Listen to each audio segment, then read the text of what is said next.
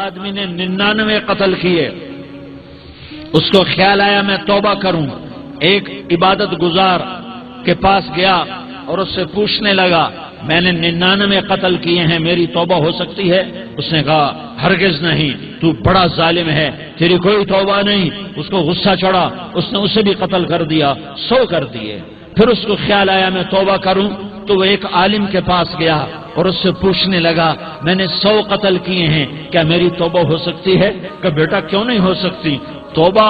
ہائے ہائے ہائے ہائے ہائے، میرا رب ایک مثال دیتا ہے، کہتا میرا بندہ تو اتنے گناہ کر کہ زمین کو بھر دے، اس خلا کو بھر دے، چاند تاروں ستاروں کو بھر دے، اتنے گناہ کر کہ آسمان کی چھت کو لگا دے، زمین سے اٹھا اور آسمان کی چھت کو لگا دے، اتنے گناہ کرنے کے بعد صرف ایک دفعہ کہہ دے یا اللہ معافی دے دے تو میں سارے ہی معاف کروں گا، سارے معاف کروں گا، ولا ابالی، اور مجھے کوئی پرواہ نہیں ہوگی۔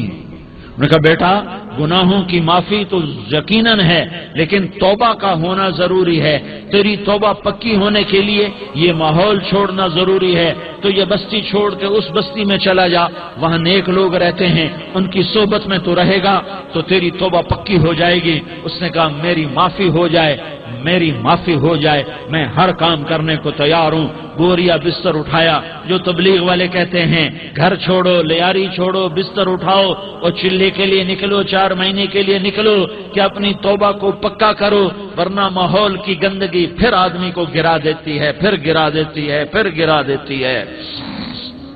وہ نکلا، راستے میں موت آئی، جب موت نے جھٹکا دیا تو اس نے چھلانگ لگائی اس نیک لوگوں کی بس کی طرف، وہ ایسے اس کے ہاتھ اس کے آگے اور پورا جسم ایسے آگے پھیلا ہوا۔ اللہ تعالیٰ نے لیاری والوں کو قصہ سنانا تھا تو دونوں فرشتے بھیج دیے، جنت کا بھی آ گیا، جہنم کا بھی آ گیا۔ جہنم والے کہنے لگے مجرم ہے، ہتھ کڑی لگاؤ، جنت والے کہنے لگے مہمان ہے، سہرے پہناؤ۔ جہنم والے کہنے لگے توبہ ادھوری ہے، ابھی توبہ پکی نہیں ہے، ابھی نیک لوگوں کے شہر کو پہنچا ہی نہیں ہے کہ موت آ گئی۔ اور جنت کے میں کہنے لگے نہیں نہیں نہیں، توبہ ارادے سے ہو جاتی ہے، ارادہ کر لیا توبہ ہو گئی، ہمارا مہمان ہے۔ اللہ نے تیسرا فرشتہ بھیجا، جاؤ فیصلہ کرو۔ کیا فیصلہ کرو؟ وہ یہاں مرا پڑا ہے، یہ اس کی بستی ہے، یہ نیک لوگوں کی بستی ہے، وہ یہاں مرا پڑا تھا۔ اللہ تعالیٰ نے کہا فیصلہ کیا کرتا ہوں کہ یہ فاصلہ ناپو، اگر گھر کے قریب ہے تو دوزخ والے لے جاؤ، اگر نیک لوگوں کی بستی کے قریب ہے تو جنت والے لے جاؤ، یہ میرا فیصلہ ہے۔ ہائے ہائے واہ میرا رب، میں تیرے قربان۔ ہوا کیا تھا؟ وہ گھر کے قریب تھا اور نیک لوگوں کی بستی سے دور تھا۔ جب ناپنے لگے تو اللہ تعالیٰ نے ادھر والی زمین سے کہا جو نیک لوگوں کی بستی کی طرف سے تھی، اللہ تعالیٰ نے اس زمین سے کہا سکڑ جا، اور جو گھر والی زمین تھی اس کو کہا پھیل جا۔ ادھر کی زمین کو پھیلا دیا اور ادھر کی زمین کو سکیڑ دیا۔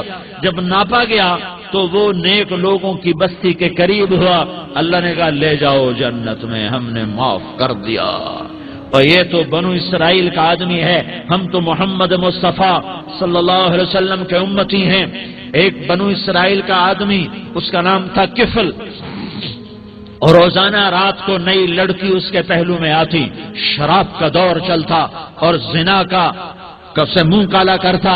ایک رات ایک لڑکی کو 60 دینار دے کر لایا۔ 60 دینار کوئی 10 لاکھ روپیہ بنتا ہے۔ کیا مال تھا کہ ایک رات کا 10 لاکھ دے کر آیا۔ جب کمرے میں داخل ہوا تو وہ لڑکی رو رہی تھی، تو کفل نے پوچھا کیوں رو رہی ہو؟ میں نے زبردستی تو نہیں کیا۔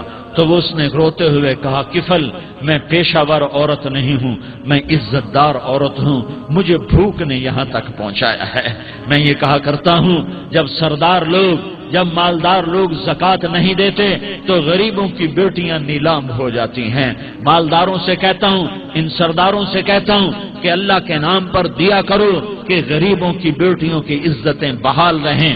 تو کفل نے جب دیکھا اور جب سنا، آنسوؤں کو دیکھا اور اس کی بات کو سنا، تو وہ اس کا وحشی دل، پتھر دل، کیا آنسوؤں نے کام کیا کہ وہ رونے لگا۔ کفل رونے لگا اور کہنے لگا بہن جس عزت سے آئی تھی اسی عزت سے واپس چلی جا، اور میں بڑا کتا انسان ہوں، میں بہت گندا انسان ہوں، میں تیرے آنسوؤں کے طفیل توبہ کرتا ہوں، تو میرے لیے دعا کر دے، اللہ میری بخشش کر دے، اور تو چلی جا اپنی عزت کی سلامتی کے ساتھ، اور جو مال میں نے تمہیں دیا تھا تمہیں ہدیہ۔ وہ بچی گھر پہنچی اور کفل کو پتہ نہیں اگلے لمحے کیا ہونے والا ہے، تھوڑی دیر کے بعد کفل مر گیا، اچانک جوانی میں موت آ گئی۔ کفل کو نہیں پتا تھا کہ میری زندگی کی چند گھڑیاں باقی ہیں، ساری زندگی زنا شراب میں گزری، آخری چند لمحے میں توبہ کی، اب میرے اللہ نے کیا کیا؟ اللہ، ارے اللہ کے بن جاؤ، ہاتھ جوڑتا ہوں، اللہ کے بن جاؤ، اللہ کو اپنا بنا لو، اللہ کو اپنا بنا لو، اللہ کو اپنا بنا لو، اللہ سے دوستی لگا لو، اللہ سے یاری لگا لو، اللہ کے آگے سر جھکا لو، ایک دوسرے سے محبت والے بن جاؤ۔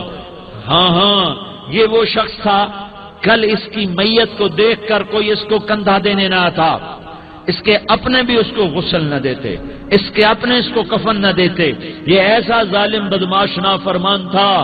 ہاں ہاں، سنو سنو، کفل موسیٰ علیہ السلام کا امتی، طارق جمیل محمد مصطفیٰ کا امتی، سردار عزیر محمد مصطفیٰ کا امتی، ہمارے پیچھے محمد مصطفیٰ کے آنسو ہیں، آہیں ہیں، سسکیاں ہیں، فریادیں ہیں، دعائیں ہیں، یہ بنی اسرائیل کے گناہگار کے لیے کیا کر دیا، کیا کر دیا، کیا کر دیا۔ اگر یہ صبح پایا جاتا مردہ تو اس کا کوئی کندھا دینے والا نہ ہوتا، نہلانے والا نہ ہوتا، اسے پتھروں میں دبا دیتے۔ صبح ہوئی تو لوگوں نے دیکھا کفل کے دروازے پر بہت بڑا جیسے بینر لگا دیا جاتا ہے، پورا بینر لگا ہوا تھا، کفل کے دروازے پر لکھا ہوا تھا ان اللہ قد غفر للکفل، لوگوں اللہ نے کفل کو معاف کر دیا۔ کیا مطلب تھا معاف کر دیا؟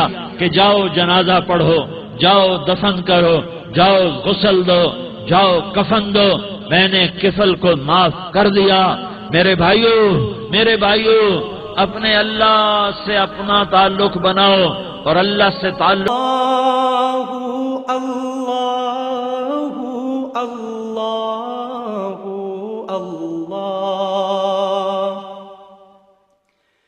کنز